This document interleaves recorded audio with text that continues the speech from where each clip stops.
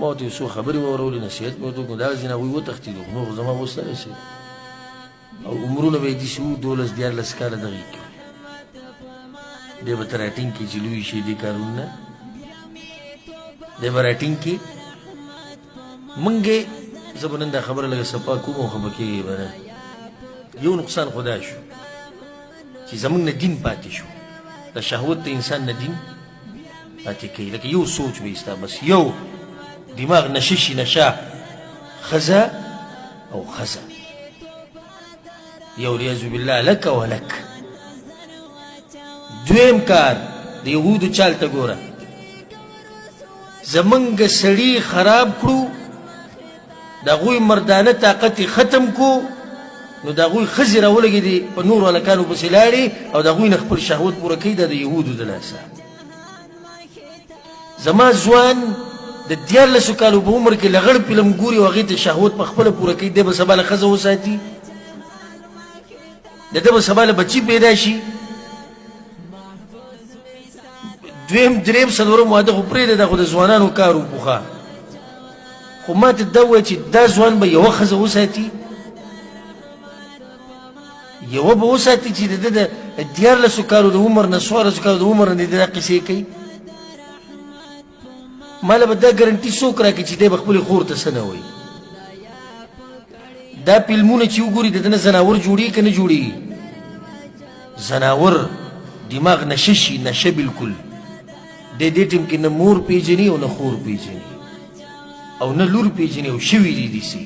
اوس په انټرنېټ هر چا سره دی چې لیدلي دي واقعیت کې نه هم دي لیدلي دنیا واقعیت شوي دي وایي لور سره یې زنا وکړه مور سره یې وایي وکړه خور سره یې وکړه او بل اوس ولې نه ولیدلي پښتانه نه اوسو ورور د خور سره واده کړی لیدلي مو که نه ولیدلي لیدلي مو که نه دا پښتانه نه مسلمانانو که نه وو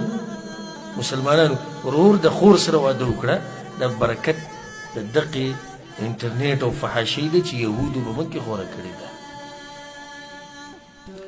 دا ما تاسو نن ګورئ حقیقت بیان کړو او په دې ومانه که څوک خفه کېږي الله دې خوشحاله کړي زه خو دې څوک نه یم خوشحالولی چې حق پټ کړم او خوشحاله کړم نو دا د یهودو ډېر غټ چال دی چې موږ یې مصروفه کړو په څه کې په شهواتو کې او دویم کار یې دا وکړو چې موږ یې مصروفه کړو په نشو کې او زموږ ځوانان د پول لاندې ناستي په مقبره کې ناستي په باغچه کې ناستي او دغه ستنې وهي او دغه اشیا ورسره یو هغې ته سګرټ نیولی او دا سګرټ یې ډکوي دی خبر دی چې په دنیا کې څه کېږي د مسلمانانو سره نه دی خبر